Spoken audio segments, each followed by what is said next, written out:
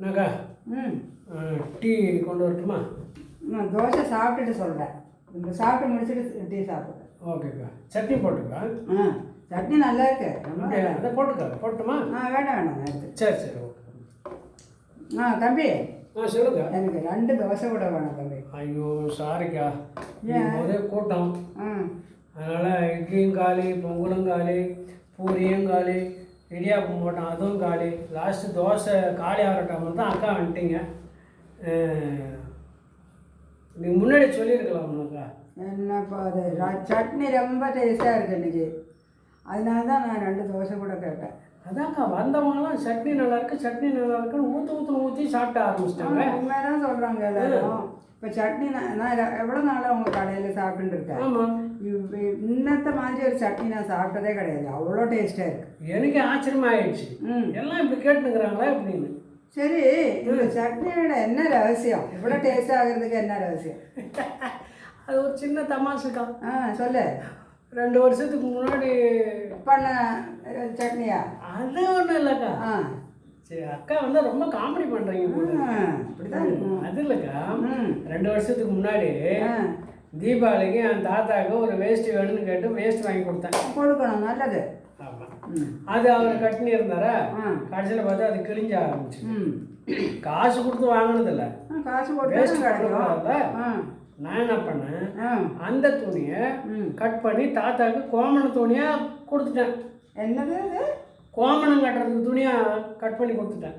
கோவண துணியா? ஓ சரி சரி சரி, புரியுது. சரி, அது அவர் யூஸ் பண்ணார். Okay okay. கொஞ்ச நாள் ஒன்று அது கிழிஞ்சிச்சுன்னு சொன்னாரா, நான் வேற வழி என்ன பண்ணுறதுன்னு அப்படின்னு யோசனை பண்ணும்போது இட்லி பாத்திரத்தில் துணி கழிஞ்சு போய் கிடந்தது. இந்த கோமண துணியை அந்த இட்லி பாத்திரத்தில் யூஸ் பண்ணிக்கிட்டேன். இட்லி பாத்திரத்துக்கு இட்லிக்கு யூஸ் பண்ணிக்கிட்டேன். அதுவும் கொஞ்ச நாள் ஓடினே இருந்ததா. அதுக்கப்புறம் இட்லி துணி கிழிஞ்சு போச்சு. இந்த கிழிஞ்ச துணி என்ன பண்ணுறதுன்னு யோசனை பண்ணியிருந்தேன். ஏன்னா காசு கொடுத்து வாங்கின துணி இல்லை. அதனால் அதை என்ன பண்ணுறதுன்னு நினச்சிட்டு தோசைக்கல் தேய்க்கிறதுக்காக யூஸ் பண்ணிட்டேன் அந்த துணியை. அது தேய்ச்சி அந்த சூடு போய் இந்த துணியில் பட்டு சும்மா மொரன்னு ஆயிடுச்சு. பார்த்தோன்னா முறுக்கு மாதிரி ஆச்சுங்களா. சரி, அதுக்கப்புறம் அது கீழே பழகமாக ஆயிடுச்சு. இப்போ என்ன பண்ணுறது, தூக்கி போகிறதுக்கு மனசு இல்லை, காசு கொடுத்து வாங்கினது வேற, என்ன பண்ணுறதுன்னு ஆயிட்டு அப்படியே யோசனை பண்ணிருக்குமா டக்குன்னு ஒரு என் மூளையில் ஒரு ஐடியா தோணுச்சு. எனக்கு மூளை வேற இருக்கா என்ன எல்லாருமே சொல்கிறாங்க.